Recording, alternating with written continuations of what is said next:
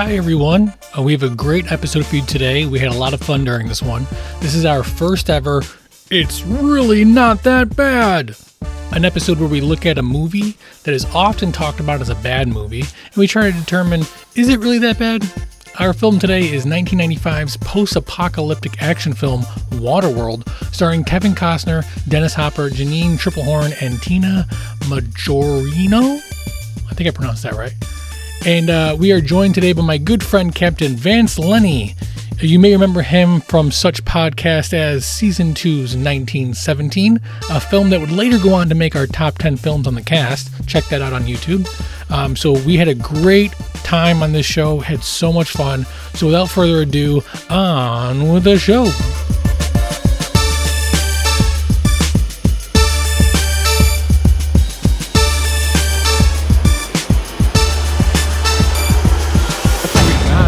Appreciate it. Oh, thanks for having me. I really enjoyed the first time. I'm glad to be back. So I need to get into this fast because this is a specialty episode. We're doing the first ever season 3 episode. It's not as bad as you think. And what you picked, Waterworld, Kevin Costner, 1995 post-apocalyptic action film, Waterworld.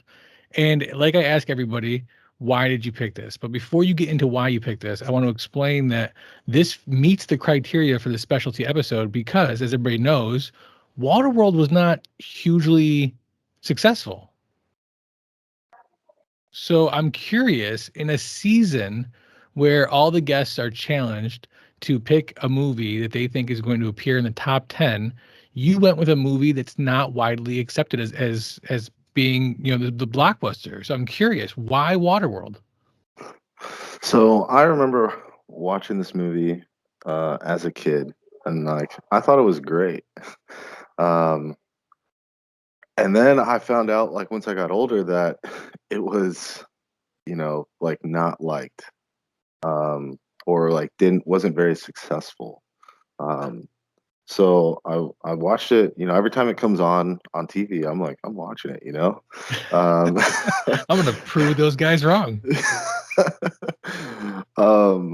Yeah, I'm watching it, and then when you actually look at it, when you look at the numbers, it actually didn't do as bad as everyone, I guess, in everyone's mind that it did. Right, which is interesting. It's one of the things I wanted to ask you about was, so two-part question. First, I want to say I agree with you. I remember watching this as a kid. I haven't really seen it other than maybe here and there. Or you catch it on TV or whatever. One of the things I find so fascinating about doing the podcast is so oftentimes people pick movies that they loved growing up, but when you ask them, it's like, oh, I haven't seen it in 10 years, or I haven't seen it all the way through in 10 years. And then they watch it for the podcast, and I got to ask you, did it change at all? Watching it this time all the way through, did it change at all from when you remember it as a kid? Yes. Yes, it did. Some of the scenes, when they were coming up, I remembered the scenes, and I just remembered them being so much more emotional. I was like, oh shit, this scene's about to come up. And then it happens, and I'm like, oh, that wasn't as bad as I remembered. So the second part of my question, what do you remember about the movie as far as the buzz when it came out? Do you remember anything about what people were saying about it, or why it maybe didn't do as good? Because like you said, if you look at the numbers, so budget wise, the movie at the time was the most expensive film ever made. Pirates of the Caribbean on Stranger Tides holds the record right now at $378 million, but this one, $172 to $175 million is the budget. The box office return, $264 million. So it doesn't quite do double its budget, which is usually what we say is the hallmark of being the blockbuster. But it turns a profit at least, Yeah. which is a positive thing. So what do you remember about the buzz? I mean, because you said you were young, right? Yeah. Well, when this movie came out, I was 5, so I don't. I guess That's ridiculous. I guess I wouldn't know. You Yeah, weren't you weren't big into like movie reviews at 5? mm, no, So no, so don't the think so. stats, let's go through the stats of the movie. So released July 28th, 1995. Movie has a runtime of 135 minutes. That's about 2 hours and 15 minutes. But we're going to talk about that. That varies greatly depending on what version of the movie you watch. Then we already went over the numbers, but movies produced by Golden Company, also Kevin Costner himself, and Yeah. distributed by Universal Pictures. It is directed by Kevin Reynolds, who also does Robin Hood, Prince of Thieves, and The Count of Monte Cristo, two great movies. There is some debate, though, as to whether or not he gets director rights on this, and we'll talk about that in a little while as well. Written by Peter Radar, who does Nothing Good, and David, literally the movie Nothing Good. Oh. No, I'm kidding. I'm kidding. He does nothing good. Um, and then David Tuhoey. I don't know if I'm pronouncing it right. Twohy. Tuhoey. I'm gonna go with. He also wrote The Fugitive, Pitch Black, Riddick, and G.I. Jane. So he's got some good movies under his belt. Yeah.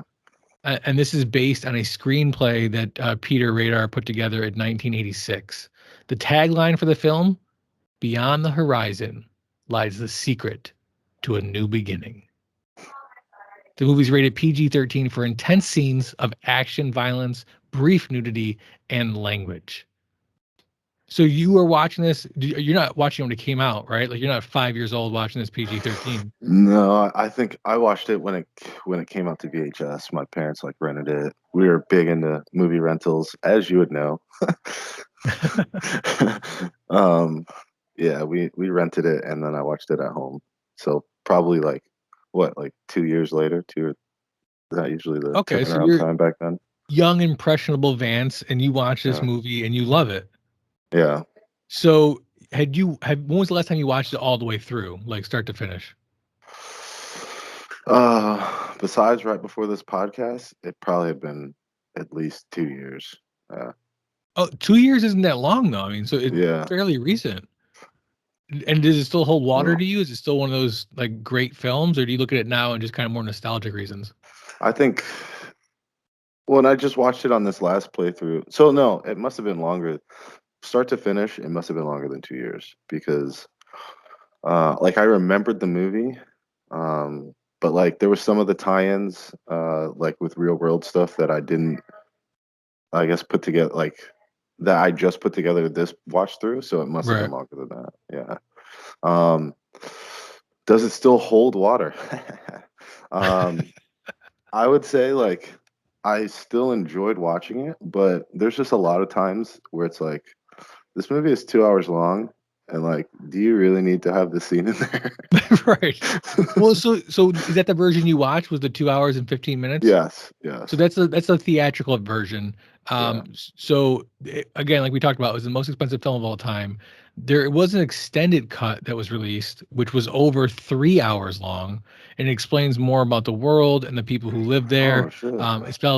Explains more about the smokers' religious beliefs, and their ability to kind of refine the crude oil, how they're able to do that. Because when you watch the theatrical cut, there is a ton of shit that they don't Yeah, address that like is serious continuity issues, and we'll definitely get into that as we talk about the movie. But there's also a fan cut that was made that apparently was so good it was added to like the 20th anniversary release. It's called the Ulysses Cut, and is as of right now the most popular version of the movie. oh, I need to revisit this. Yeah, the Oh, yeah. Ulysses Cut. It was released with the box set when that came out. So for me, walking into this to watch it for the podcast, I do remember watching it as a kid. I'm sure I watched it all the way through, but I couldn't tell you the last time I did watch it all the way through. Yeah, I was probably like you said, I was 9 when this came out, so I'm sure I probably watched it around its release, 9, 10 years old. I remember it being a pretty good movie, but yeah, then having worked more and more with some of the film and stuff, you start hearing about Waterworld being this big failure. But like you said, I looked up the numbers and I was kind of shocked that it wasn't really like I expected it to be a huge loss, but no, it turned a profit. And So let's get into it. I mean, we open with just right off the bat Kevin Costner drinking his pee, drinking Yeah. his own pee. Like first scene, first scene. I And love the ass shot. I love the opening logo. They have the Universal logo, and then it zooms in on the globe, and the ice melts, and it tells you the backstory of why we're walking into Kevin Costner on a boat, um, which was really cool. But immediately, he's peeing into a cup, pours it into some sort of filtration device, and then not only drinks it, gargles it, which was just so much better. Yeah. Oh, and then feeds it to the plant, right? Yep, pours it on the Yeah. plant. We're introduced to the smokers pretty early on as well. That's the name for anybody that is a gas user, somebody who uses gasoline. They are the pirates in this Yeah. movie, if you will. A movie about people on boats in water, and we have these gas pirates, the smokers. So right off the bat, I'm like, how far into the future are we? I'm this is what I'm asking myself because they don't tell Yeah. you. They don't Yeah. say like 300 years in the future or anything like that. But it's far enough in the future where they're not wearing normal clothes. It's very clearly some sort of stitched together, like, I don't know, fabric, I guess. But where did they get fabric from? I don't know. Yeah. Yeah. It's No, no no clue, right? clue. Yeah. So this is where I think that we're at like 5 minutes into the movie. This is where I think things start to go south for me when it comes to watching this film. Because I'm like, they don't address any of this. Now, long listeners of the podcast will understand that I'm a movie watcher who I enjoy rules. I enjoy when the Yes. movie Yeah. establishes rules and Yeah. obeys those rules. Yes. It's a pet peeve of mine when they establish rules and then break them. But this movie goes one step further. It doesn't even establish any rules. It's just this is just where we're at. Like right off the bat. So we find out this again very early on in the film. We find out Kevin Costner's character has gills behind his ears, which allows him to obviously breathe underwater. So, are you thinking this is like a evolutionary thing or a mutation thing? So yeah, it's it's hard to know because you don't have a timeline at all. Right. But so like yeah, was he born with them? Did he acquire them somehow? Um I mean without knowing anything, the easiest way to go is that it's a mutation. Like Right. yeah. So at this point, But, I'm estimating that it's probably in the 50 years in the future at least. At yeah. least. Okay. So then we get the little girl. We meet the little girl and her mom. She's a really bad drawer. She Yeah. doesn't do a good job drawing at all. Her name is Enola, which is alone backwards, which was Uh, so original. This role was originally offered to Anna Paquin, who turned it down, by the way. Um, so we also get the character Deacon, who is yes. the head of the smokers. Now, Deacon is a very interesting character. Deacon is played by Dennis uh, Hopper. Dennis Hopper, who is amazing. Easy Rider, famously for being the bad guy in Speed. And he does a really good job in this role in the sense that he plays the cheesy 90s villain. Yeah. This role was offered to everybody else in Hollywood before. Like, are you ready for the list? This is Yeah. everybody that was offered the role of Deacon in Waterworld before Dennis Hopper. Gene Hackman, James Caan, Gary Busey, Lawrence Fishburne, Gary Oldman, Samuel L. Jackson, who reportedly turned it down to do Die Hard with a Vengeance, which came out Good in for May of him. 1995, which was a way better film. To me, that's Yes. my favorite Die Hard movie. Yes. Um, Same. but they literally went through everybody in Hollywood and then finally was like, I guess Dennis Hopper could do it. Oh man, it was great. Uh, Also, quick side note: Robert Zemeckis was pursued to direct the movie, but he couldn't. He wouldn't commit to it. So finally, they said forget it, and they went with Kevin Reynolds. But can you imagine this movie as a Zemeckis film? That would have been really weird. yeah. So anyway, so we get to the little girl. She's a horrible drawer. Her mother is very protective of her, and we see the tattoo she has on her back. Her mom makes an effort to cover it up. And first off, this girl's like 8, 6. Is Yes. that what they say? 6? I don't know. Yeah. Between 6 and 8 years old, Yeah. and she's got a tattoo on her back. Oh yeah. So we're introduced to the crazy uncle, or the mad scientist or whatever. Yeah. He's great. So the tattoo the girl has on her back is literally a picture of a circle, and there's an arrow pointing up, and at the top of the circle you have mountains, and then there's like some numbers or something, or like some like Chinese hieroglyphics on the side or whatever. And Yeah. he says, "I haven't figured out the tattoo yet." And I was like, "What is there to figure out? It's pointing to land." Like, what is there to figure out? So which it's actually the longitude and latitude for Mount Everest. Did you know that? No, I didn't. Mount Everest, because get it, the Oh, whole so world that's floods. yeah. Mount Everest is the Mount highest Everest. point. It Yeah. must be where land is.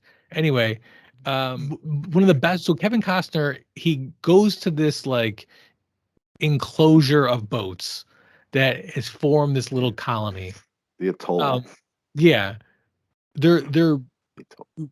when we walk in here, we're immediately greeted by this large pit in the center of this floating island, which is their poop pit. It's their poop pit. And not only is it their poop pit, which why do you have to save it? Why wouldn't you just let it go into the water Oh, I mean, they're trying to create land. with their So, poop? yeah, I mean, well, so like I just came back from Korea. They use human poop to fertilize, and it's like normal, you know? Well, yeah, but I understand So, that poop is fertilized, but yeah. I mean, they're trying to make a poop island. I think They don't even China's say done that. that actually. Made a poop island? I think they were so what I got from that is that they were using that pit Holy uh cow! to make land, to make artificial land. Yes. That's Because why. they show somebody dying, and they Yes. basically dump their body into the poop pit.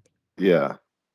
Which, for the Yeah. record, they don't call it that. That's what I'm calling it. I don't know Yeah. what they call it, but it's a poop pit. It's a giant pit of Yeah, poop. so the name that they had for it, I think I can't remember right now. Oh, did I write it down? Um I don't know, I just called it sludge, their sludge pit. But it was like the little ceremony they were doing was like, we're returning you to the earth, like help us. Oh, it's It's so like in gross. death you are helping us, and they dump them in there and they're hoping that like they're decompose and make land. So there's a point at this point in the movie, there's a reference made to how long it's been since this whole thing happened. And I don't remember the exact reference, but it's during this that you kind of get the idea that this might be a couple hundred years Yeah. into the future. This is like, at this point, I'm thinking 200 to 300 years into the future. That's what I wrote down in my notes. This civilization, Kevin Costner shows them dry land. I have dry land in a jug, obviously, because he's got Yeah. gills. He can swim down there and get it. Nobody knows that though. They Yeah. agree to trade with him. He does his trading. He goes to leave, and they basically ask him like, "Will you sleep with one of our people?" Which this was actually a pretty cool Yeah. scene, because they're thinking ahead. Like, too much inbreeding here with us causes problems. You're an outsider. Can you essentially mix your stuff in here so we can keep just Yeah. diversifying? Which I was like, that's smart. Kevin Costner's like, no, I don't want to do that. And the reason why he doesn't want to do it is because he got gills. Yeah. He doesn't want to hang around, because when they find out he has gills, they freak out and they lock him up. He's a mutation, which I don't understand. Why is that a problem? Is this like the whole X-Men thing? Like, you're just different, so we don't like you? Like, Yeah, I guess they don't really understand. They don't really explain it, but I mean, it's. I just chalked it up to natural human instinct. Something different from you, you don't like it. Like, here's my thing though. If he's got gills and he can swim down there and get you buckets yeah, of dirt, yeah, why wouldn't you just be nice to him and have him go right. do that? Or why would you not like? Why would you not think like, hey, the future of man is to have gills and be in the water, Yeah. like. Like, let's Well, create more Gill people. let's get this breeding going on. Yeah. Right on top of our poop pit. So, so they lock him up, and after locking him up, they get attacked by the smokers, who, by the way, apparently can make ammunition Yeah. because they were shooting everything Yeah. and just completely wasting bullets. Yeah. They're every machine they have is running off of gas. So I'm thinking like there's how in the hell do they have this much gas and ammunition? Yeah. And then on top of that, then we get a close-up scene of Deacon who's smoking a cigarette. Yes. And I'm like, where did you get the cigarettes from, dude? Like, this is freaking me out now. Yeah. The best part about this is not only do they have jet skis, which they use to get into the facility and kind of, wreak havoc, the jet skis at some points are pulling water skiers.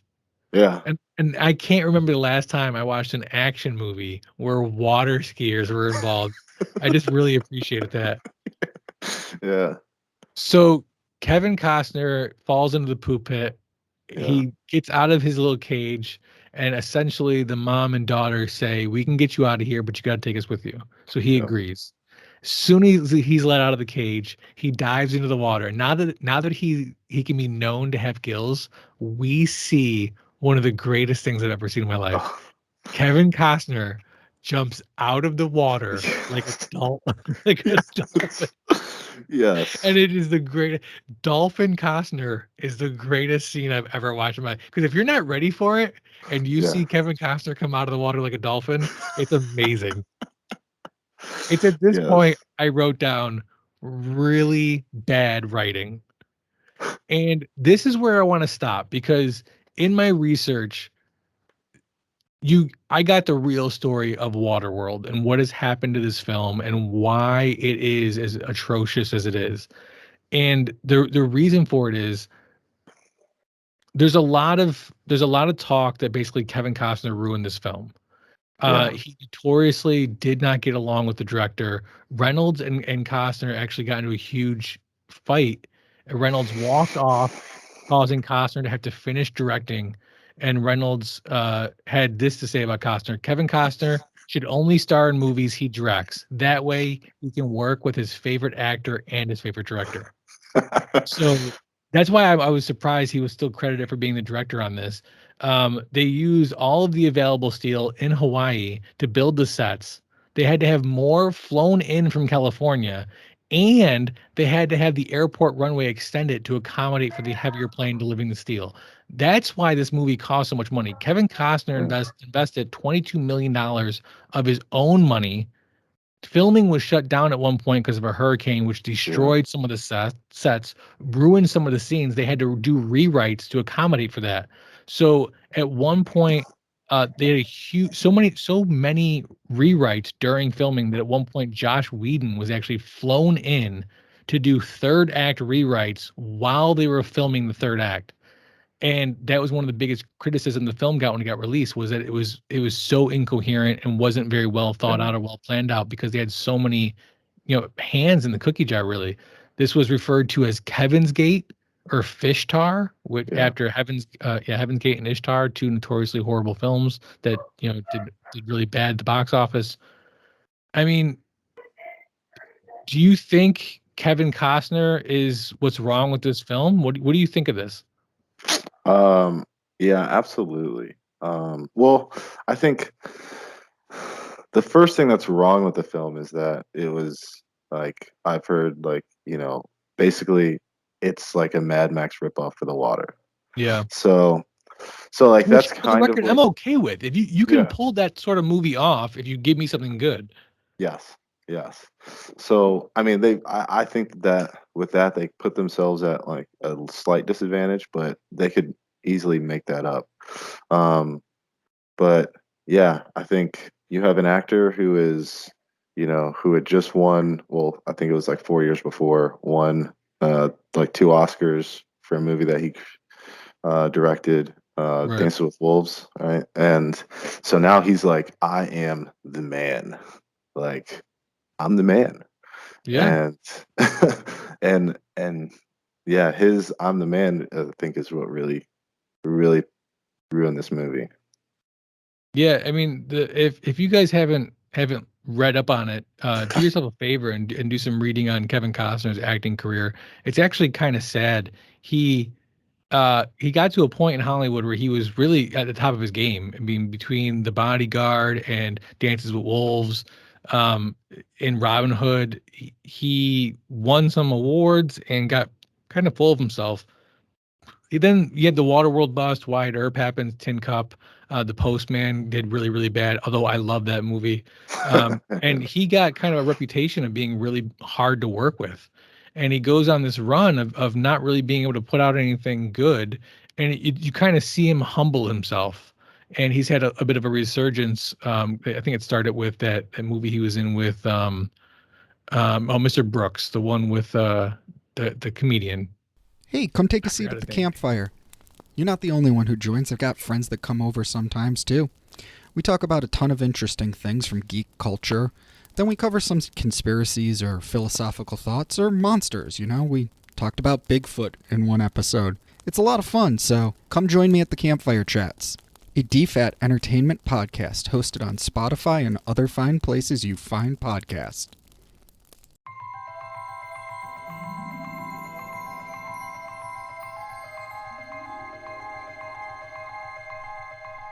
From the far reaches of the galaxy to an internet location near you, we're Don'tForgetATowel.com, your daily source for geeky pop culture news, reviews, interviews, and so much more. So as you're hitchhiking your way through the universe, don't forget to travel safe, and don't forget a towel.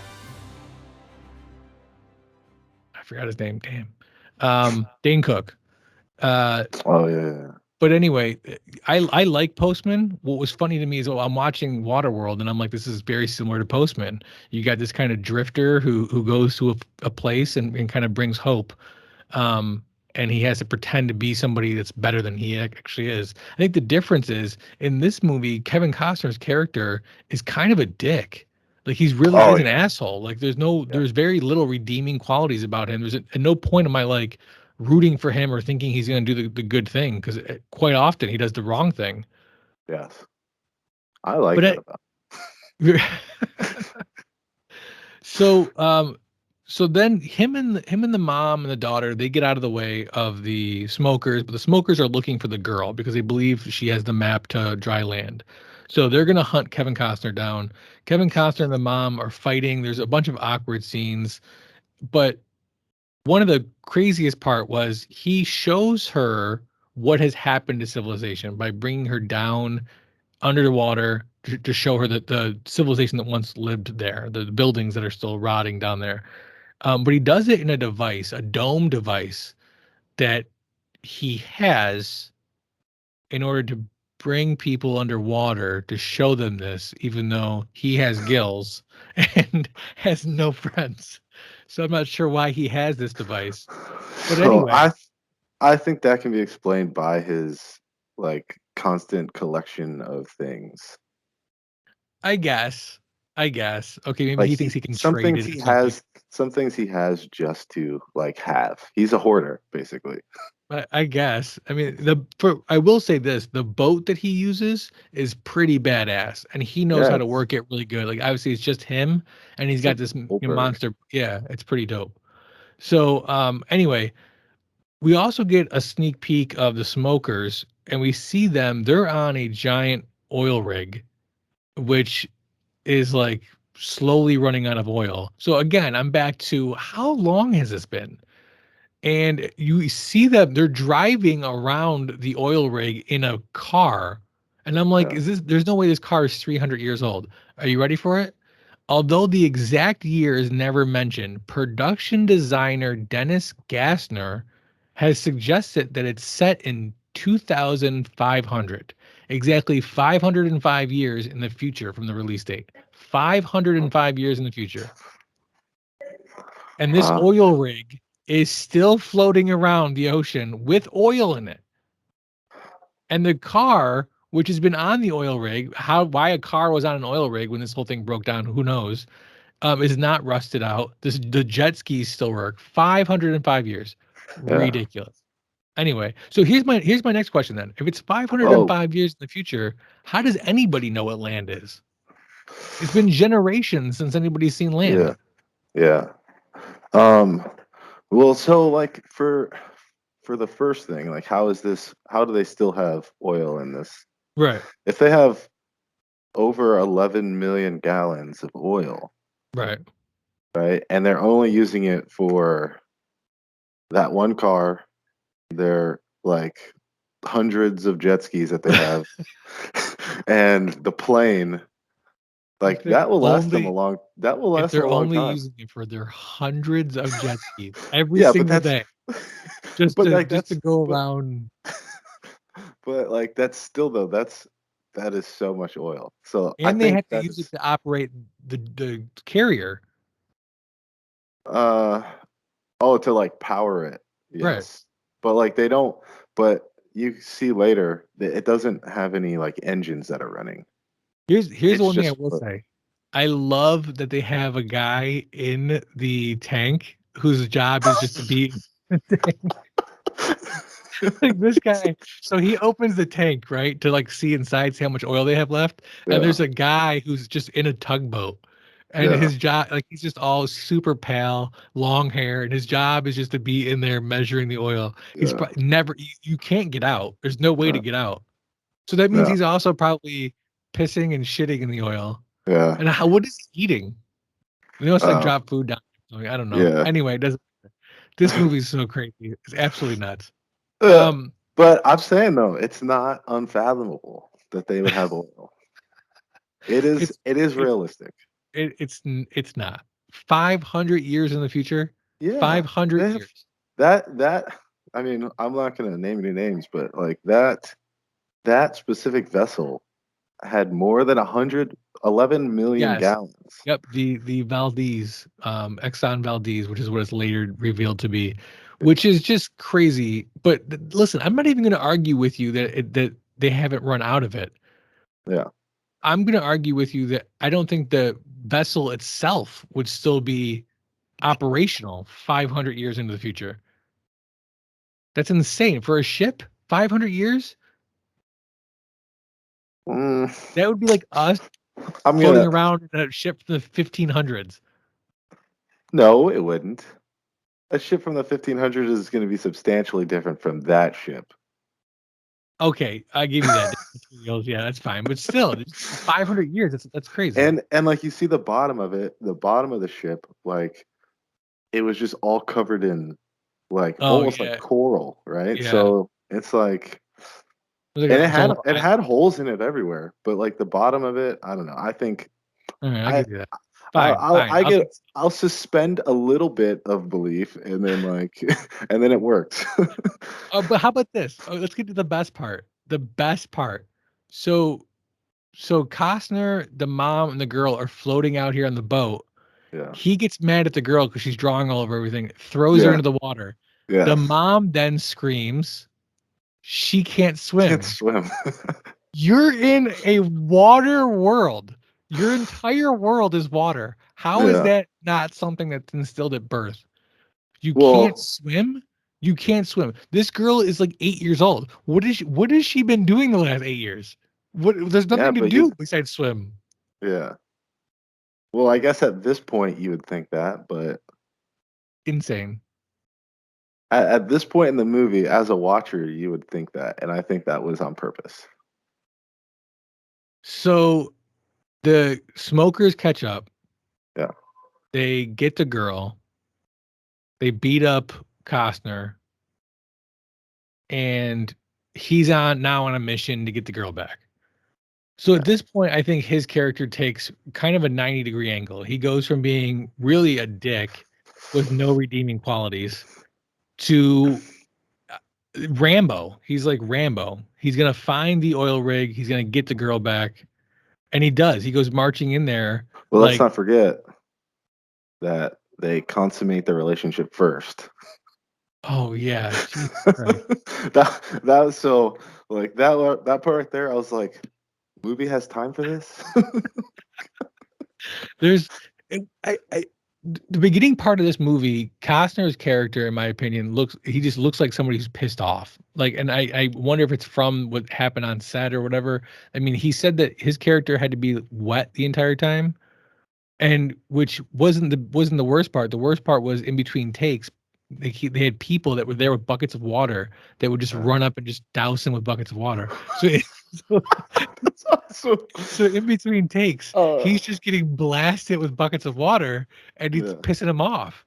So when they roll action, he just looks angry in that's every take. awesome. That's awesome.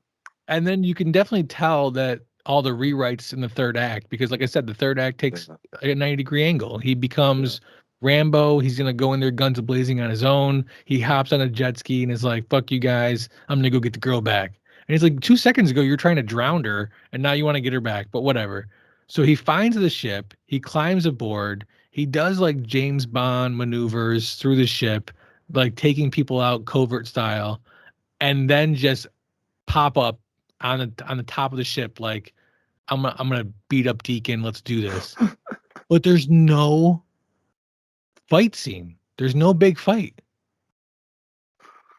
Yeah, yeah, you're right. He gets the girl and sneaks off the ship before blowing it up, and that's really it. Well, I mean, it was pretty cool what he did with the grabbing Bungee. the ship with the and then shooting the ship with or the plane with the harpoon to keep it from taking off. Yeah, that was cool. The bungee jump thing was kind of stupid though. Like they're in a hot air balloon. That's their big getaway from the Exxon Valdez. And the little girl like falls out of the hot air balloon for no reason. And she's about to get gobbled up by all these smokers that are coming in at her, and he grabs a rope and like jumps off and does this bungee jump where he grabs her out of the water. Yeah, and you can't forget though that he had gotten shot earlier. Oh, right, that's right. Yeah. Yeah, he got shot, and so he's doing this whole thing with a bullet hole in him. He kind of just like shrugs it off, and it's the greatest thing ever. Yeah. And then out of nowhere, the old man's like, "I figured out the tattoo. It's longitude and latitude." And I was like, "Yeah, I told you that like 2 hours ago." Yeah. Oh well, but how do they know what longitude and latitude are? So no, he figured it out from the newspaper clippings that because we skipped that whole scene. Oh, where he goes and gets the paper from the bottom of the ocean. He was gonna another trader has it, and then he was gonna trade the mom for he trades time with the mom, and what I love about this scene is you can just tell that the movie producers were like, listen, we can't use the words rape, we can't use the words hooker, prostitution, none of that. So you have this whole scene where two grown men are tiptoeing around this idea, like, can I buy time with her? Like just the two of us? Can we be friends for a little while? And Costner's like, then the guy's like, how much for the wee one? Like, gross. Come on. It's just so ridiculous. But then Kevin Costner grabs the newspaper, reads it, gets his information, then rushes down there and is like, no, you're not doing this. No, so I think he's looking at it. He's looking at the girl, and then this scene is where he does that 90-degree turn as you would put it. Well, what causes it though? What causes the turn? I'm fine with him doing one, but give me a cause. No, so I think so the movie had I would say way too much of them just floating out at sea. But in that, so like it's really easy to kind of skip over all those parts. But I think that's the problem, though. That's the problem with this movie. You're 100% right. It has way too much of this just floating out in the middle of the ocean. But that's all you can do when your premise is a water world. Like there's no other option. Yes. So I think I honestly think though that in that time that they spent, they did show like a slow change in the character. Like he goes from she has the crayons and like he's so mad and he takes them and then she's like he cuts their hair. Let's not forget that part. He chopped their hair off, right? And then it gets to the point where she gives him a picture that she drew of them and the crayon, and he's like, she won't take it again. And then he takes the picture, looks at it, and it's like them, like a happy family. And then So he looks at it, and then he gives her the crayon back and says, "And but see, like you're like, oh no, he wouldn't do that." But he goes, "I'm not giving it to her. Right. It's She still can mine. just borrow it. Yeah, it's still Right. mine." Which is So so like, stupid. so they did show the, and then he teaches her how to swim. Like, Because he's a fish. yeah. Literally. But he wouldn't have done that. Like all he wanted was for them. Like at the beginning, he was like, "We should just throw her over immediately, right?" That's And then even- now he's to the point where like after he spent some time with them, which is gonna happen. That's realistic to think. Like you That's spend even that much better. time with. He teaches her how to swim in like a morning, and the mom couldn't do it once in 8 years. Like, Jesus Christ. What a horrible mother. Anyway, the old guy figures it out. And they use their hot air balloon or a boat or some shit, and they end up making it to dry land. Yay. And they And leave, then and they left all those people, those naysayers.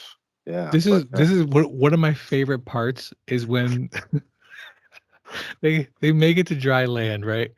They yeah, find this hut that has two skeletons in it. yeah. Very clearly the parents of Alona. Um, Rhoda. and Kevin Costner goes, I think we should put them in the dirt. I think that was their way. Like, how would you know that? That's crazy. But anyway, he's like, listen, I'm a fish. This is land. It's not going Yeah, to work. I'm it going to hop doesn't back in the move the boat. right way. Right. And that's kind of the end of the movie. What I do want to say is the stuff that took place after the movie. There was a novel written by Max Allan Collins and published by Arrow Books. It goes into greater detail about the world, and I believe there's also a sequel 4-issue comic book called Waterworld: Children of the Labyrinth or Labyrinth. It was released in 1997. He is not a mutant, but rather genetic experimentation was done on him that gave him the gills that was revealed in the Oh, comic books. There was also several video games, including one for Game Boy, Super Nintendo, and PC. And July 2021, it was announced Universal Cable Productions was in early development of a follow-up TV series. yes. So for you See, Waterworld fans, it's coming. top one right there. What do you think Top of the one. ending of the movie? um, I did like the fact that they made him leave, or like had him leave them. Like he gets them to land, like that's where they need to be because they're peoples. He is half fish, so he needs to go back to land. There's a little boat like his that was there. Get him out there, Um, I think, it was a decent ending. I Decent I ending. think it was a decent ending too. I wish, honestly, this kind of ending makes me wish the movie was better because this is a pretty good ending. So season 3, we see some changes to the podcast, including a change to the 3 questions. We got new ones this time. So here we go with our 3 Uh-oh. questions to help answer our podcast purpose. Was it a good movie?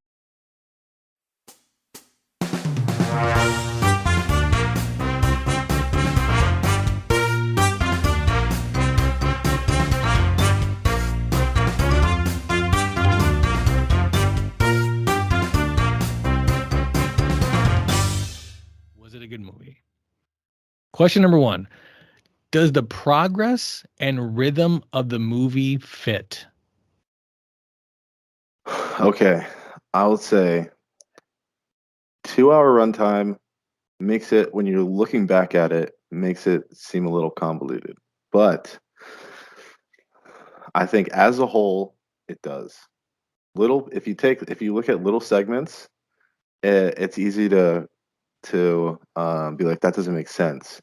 That doesn't make sense.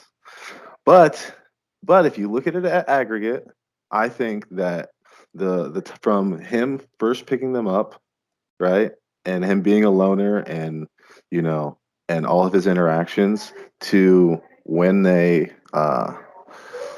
like when he decides to go get her after she's taken, I think it all actually does make sense. They do enough.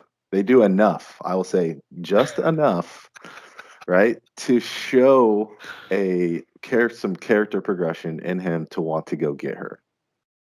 So I love watching you answer that question while defending the movie, because I've never watched somebody not believe their own bullshit as much as you with that statement. This movie is 2 hours and 15 minutes, and the fact that a 3-hour version exists makes me want to kill myself. I want to That watch it was though. Where can I insane. find this? I don't know, but it's torture. This movie, does the rhythm fit the movie? No. The character development's horrible. He does a 90-degree shift because you had 12 writers on the film. That's absolutely not. Question 2. Well, this would be a good one. What, if any, part of the film speaks to you and why? I can't wait to hear the answer to this question. Oh, so you know what? So okay, I got it. I got this. What speaks to me? So this movie is a classic tale of even in the 90s of human greed and human greed. Okay, so you got the Exxon Valdez.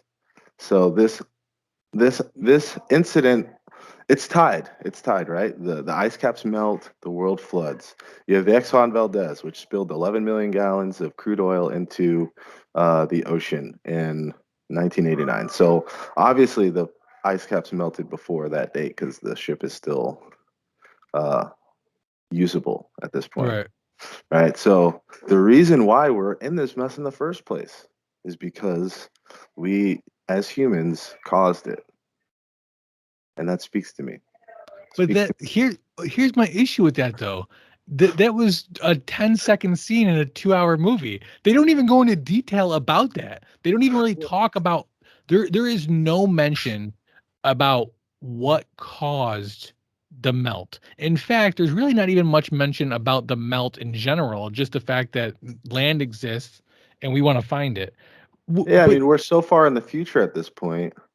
Like we're so far in the future, like none of them would even know why it happened. Like, so yes, they could narrate it to us, but instead they just dropped in some little, like they didn't use exposition to get us to think this way, right? Like when he sits there under the picture, which I can't remember the guy's name. The captain, yeah. The captain, right? And he's like, "Oh, hell, like we're gonna make you proud."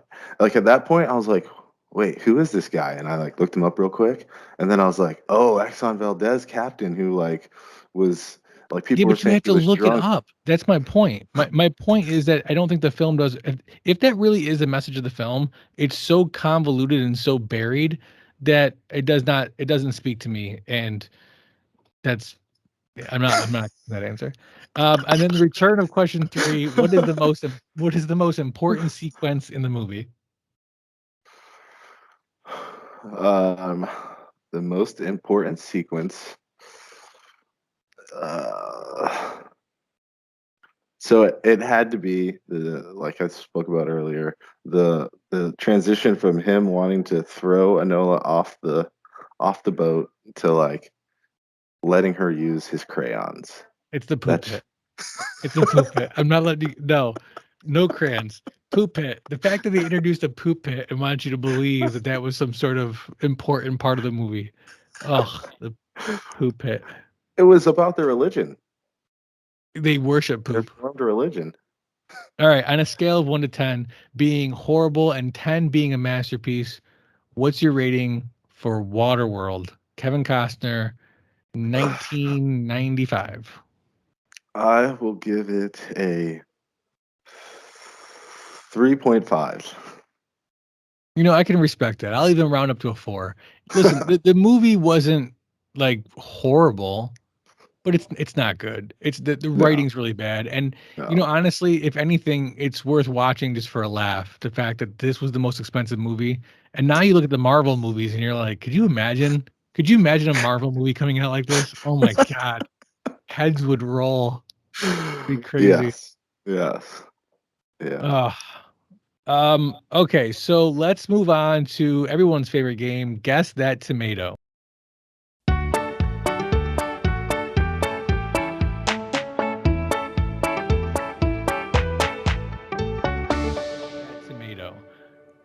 That's where I challenge a guest to correctly identify the audience rating for your movie on Rotten Tomatoes.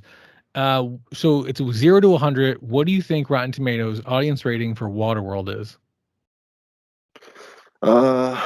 So I think a lot of people actually like Waterworld more than half. I'm gonna go with 60%. 60%. Okay. All right.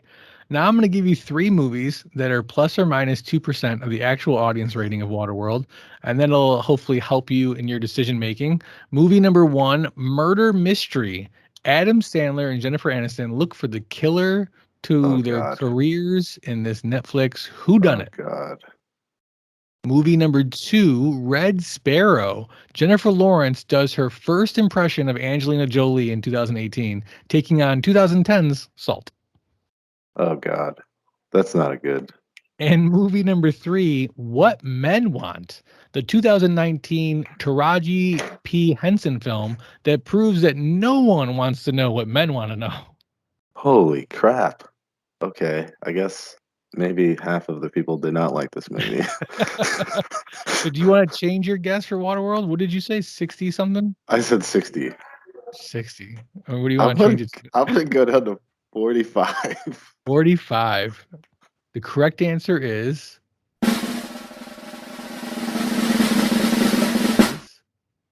43%. You were close. You're off by Oh, 2. okay. Nice. Yeah. 43% of people like this Wow. movie. That's about right. You gave it a 3.5. Yeah. I gave it a 4. That's about right. Yeah. Yeah. Yeah. So, does this movie still speak out to you? Is this still something that you would recommend or that you enjoy watching? Um I want to check out this 3-hour version. And then I'll probably just put it to rest for myself. Maybe the if 3-hour if version changes everything.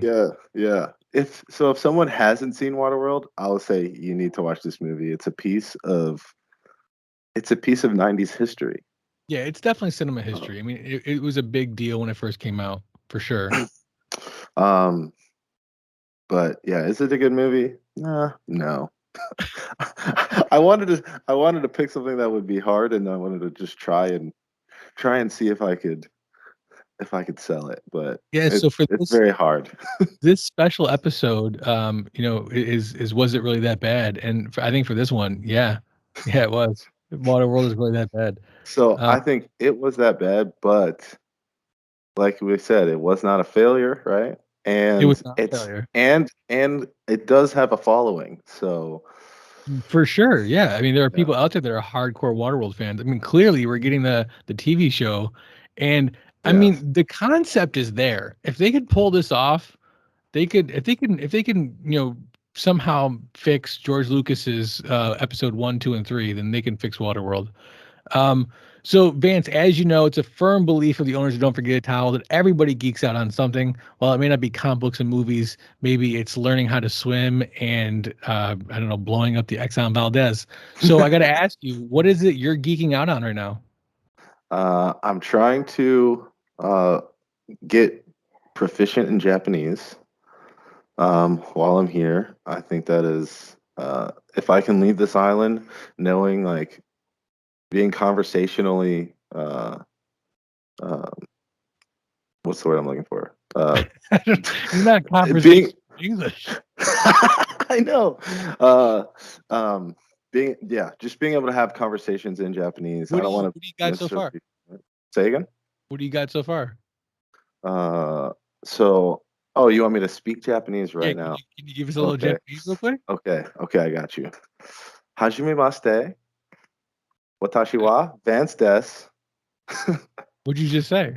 I said, nice to meet you. My name is Vance. Oh, all right. Look at that. Yeah. So, and that's pretty cool. Knowing a second language is huge. So good for you on that. Yeah. So the first year we were here didn't really have as much contact with the local population just because of COVID. But now I live off base. All my neighbors are Japanese. I work with actually in my office with Japanese speakers. So like every day I'm trying to learn new words and just conversate with them. So So do a lot of people there know English too, though? Like, No, if you not as didn't know much. Japanese, are you good or no? Um, yes, actually, because I mean, there's like most of the military population here is not trying to learn Japanese. Um, like if you want to do more of like more complex stuff, like for me, I'm really into cars. I think we talked about it last time. Mhm. So when I bring my like, in order to get your work done on your car and not get like, you know, Taking to the cleaners. bamboozled. Yeah. Yeah. You can go to like more of the local shops, and as long as you can like conversate with them a little bit. And actually, so a lot of Japanese, they, even if they know English, but they don't know it very well, they won't want to speak it to you. Like, Oh, kind because of they're because like they're like embarrassed. embarrassed. Yeah. Yeah. So if you start off by like showing that you know some Japanese, If it you will start off with actually, bad Japanese, they'll feel yeah, comfortable to do yeah, bad yeah, English. yes. Actually, yes. They'll laugh. They'll like kind of get excited, and then they'll be more willing to help you. So That's cool. yeah. I'm taking my kids to a Chinese buffet for the first time in like 2 weeks. I'm pretty excited about that. Which one? I don't know. There's one in Uh, Henrietta that's really good that I've yeah, gone to a couple times. But so if we really want to talk about this, my wife hates going to buffets. And growing up, I mean, we were poor, so buffets were like the go-to yeah, place. If we're gonna pay for dinner, you're gonna eat the whole day's worth of food tonight. So like I love buffets. But yeah. I've been to buffet maybe 2 or 3 times, since being with my wife because she won't go. So I'll go during lunch or something with the guys. But once COVID hit, so I haven't been to a buffet in like 2 years. Yeah. So for my birthday, for my dinner of choice, I'm taking the You're family to a going buffet. buffet. I'm like, if you Yeah. guys don't want to eat anything, you want to just sit there and watch me, that's fine. But I'm eating some Chinese food. Nice. Oh man. Well, Oh, thanks so much for being on the show, man. I really appreciate it. Anything you want to yeah. plug? Anything you want to say? Uh, you know what? Waterworld is not as bad a movie as people think it is. Go watch it. You heard it here first, folks. Thanks again, Vance. Appreciate it. Thanks for having me.